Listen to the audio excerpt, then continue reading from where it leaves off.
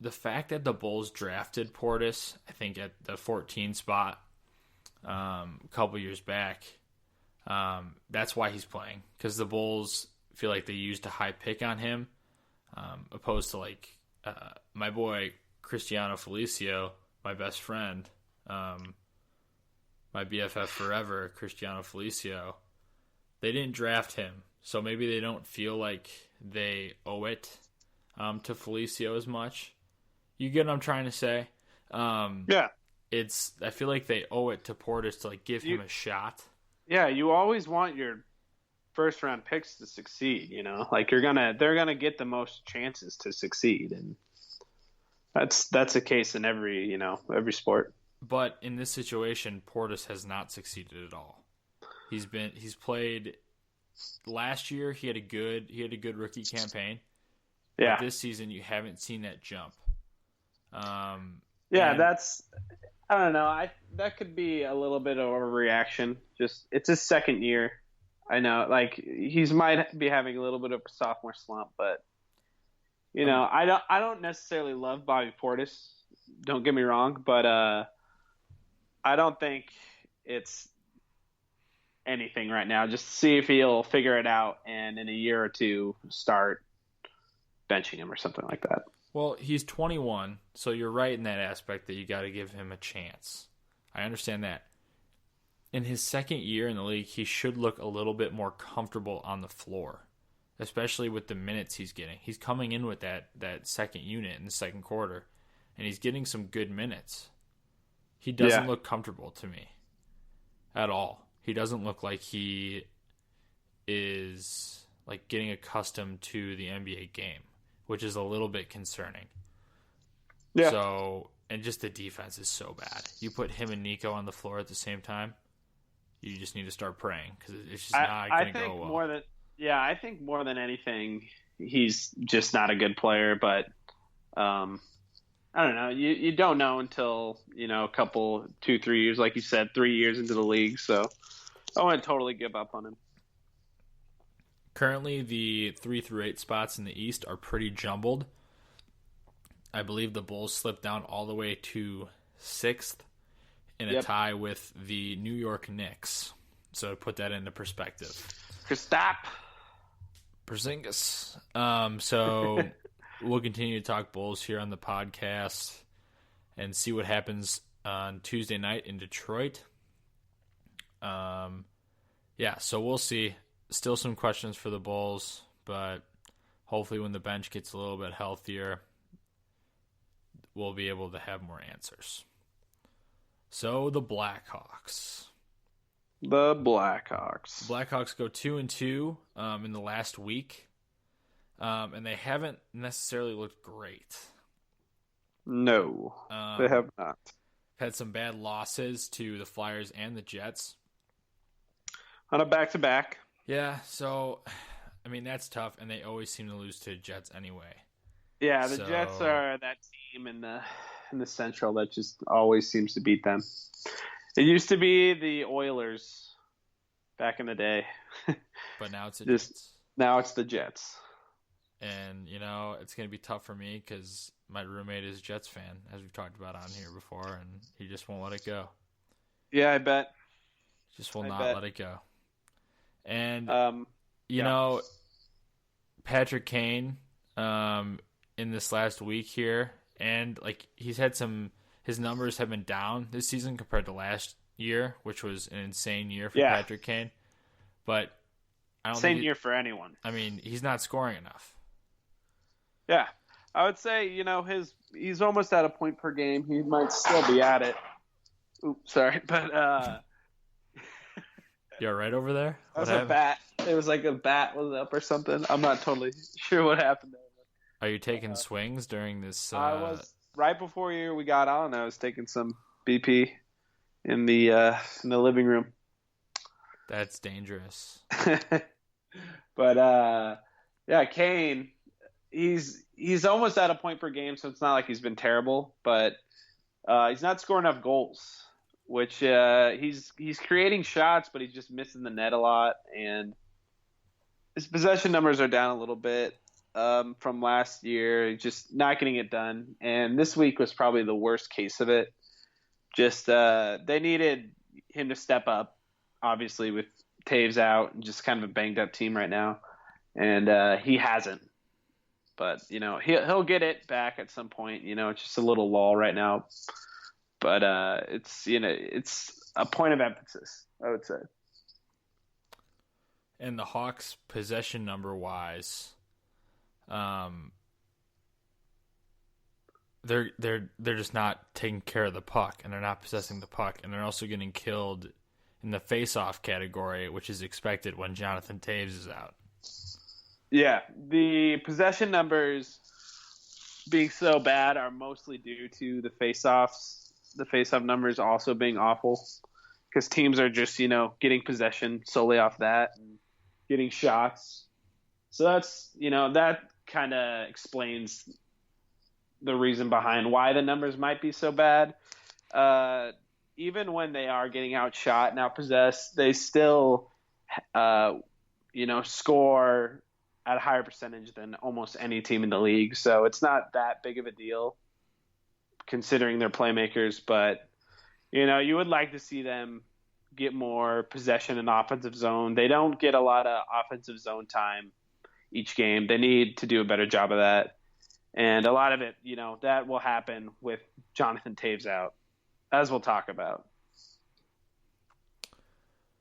Yeah, the Jonathan Taves injury is concerning to me. Any back injury is concerning to me for the most part. Especially for a guy that is the face of your franchise and someone you have locked up for a long time. And it doesn't seem to be healing properly, which is very concerning. Yeah. And I mean, they're a totally different team. You can just tell by watching them when Taves isn't on the ice. Yeah, Taves wins 70% of faceoffs, so. And I mean, he's the captain. He's the guy who sets the tone. So you need him on the ice all the time. Just the two-way player that he is so important to this team as well, especially with Corey Crawford out, dealing with that appendectomy. Yeah. For sure. And I mean, they signed a guy off the street this week. Yeah, Eric Sombrowski, I think his name is. The GOAT. The GOAT, dude. The guy's awesome. I wanted him to get in the game, honestly. They should have put him in for like the last They should have put him in. 30 seconds or something. He said that warm-ups was the best moment of his life. I bet. That would be awesome. Think how crazy that'd be. You're like sitting on your couch and all of a sudden you get a call and you're playing in an NHL game. You're facing Patrick Kane in warm-ups. That's pretty surreal. That's insane. Yeah. That was a fun story. So, do you feel confident with Darling and net as your number one guy? Yeah, Darling's been definitely starter level as a backup his whole career, and especially this year. A couple of these games, the Hawks should have won the Jets game just based off Darling's performance. He played really well, and they just weren't scoring enough for him. But he can't play every night, and that will be the problem with Corey Crawford being gone. When they have to go to their backup, then they have to go to – I know they just called up a 29-year-old guy who's getting a shot in the league for the first time. Kind of sounds like a Corey Crawford, Scott Darling situation, but we'll see how they – I'm sure they'll ride Darling as long as they can too, because Corey – I've heard he with an appendectomy. I heard it's a month until he's back, but we'll keep an eye on it. I mean, you got to be really careful, especially when you're taking shots in the midsection. Yeah, I think Dave Boland had an appendectomy, and he was out for the whole month of September. I don't totally remember, but so we're hoping for a quick recovery on Corey's part for sure.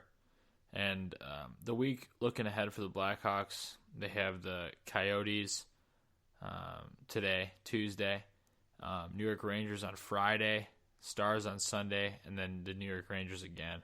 Any insight on those matchups? Yeah, the Coyotes are really bad, and they're trading, or at least he's reportedly on the market. Anthony Duclair, their left wing, they traded Keith Yandle for. Uh, he's a kind of guy, a low, his not a huge contract, young, a guy I would like the Hawks to take a look at. Um, Not saying they should trade for him, but at least take a look.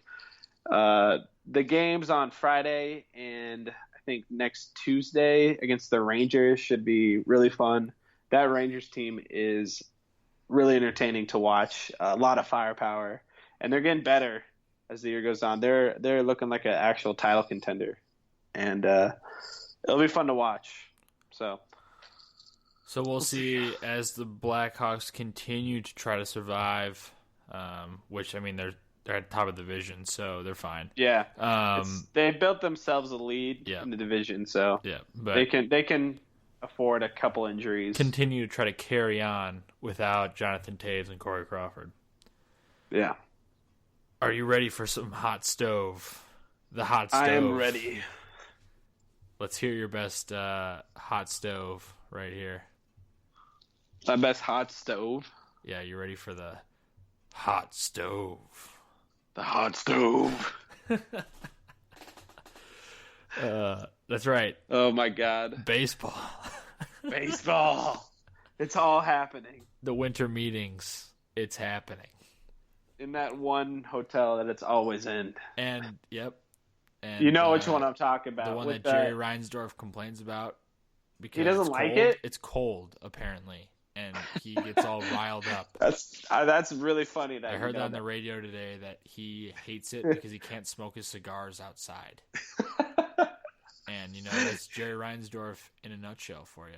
Yeah, it is. There you go. That's a great little antidote there. That's all you need to know because Jerry Reinsdorf sucks. We should go stay at that hotel. Can we go we'll take a next trip. year?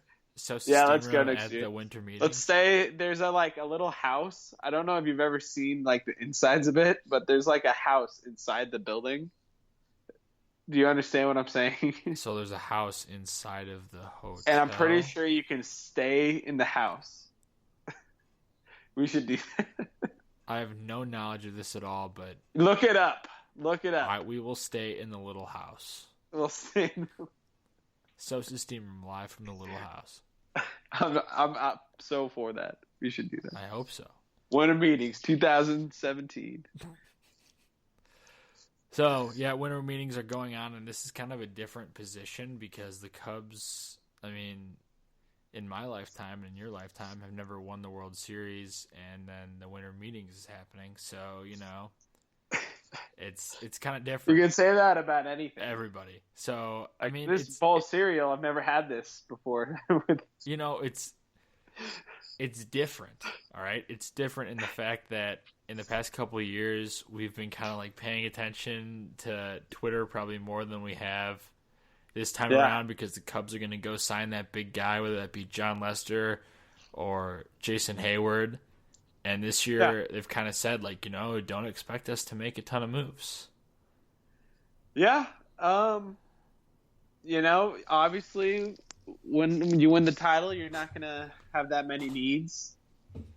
But, we'll see if they are just, playing the fake-out game here. Because I heard Jet Horror say that. They could. But you never know. They could trade for a starting pitcher or... sign that, get a closer through that means too, like the Wade Davis, as we're going to talk about. Mm-hmm. So, that's what they're saying. Is that what they're really thinking? We don't totally know. So I'm not Theo Epstein, so I have really no idea. We don't know. He's just a normal man. Is he? Yeah, I don't think he's a very normal guy. He's not normal at all. But that's why he's a good. No, he's not. There's a lot of stuff going on in baseball right now away from the Cubs. Chris Sale, he's on the market right now, and the White Sox are trying to determine what package is worthy enough for his services. So, have you heard the rumor that the Nationals are trying to acquire McCutchen and Sale?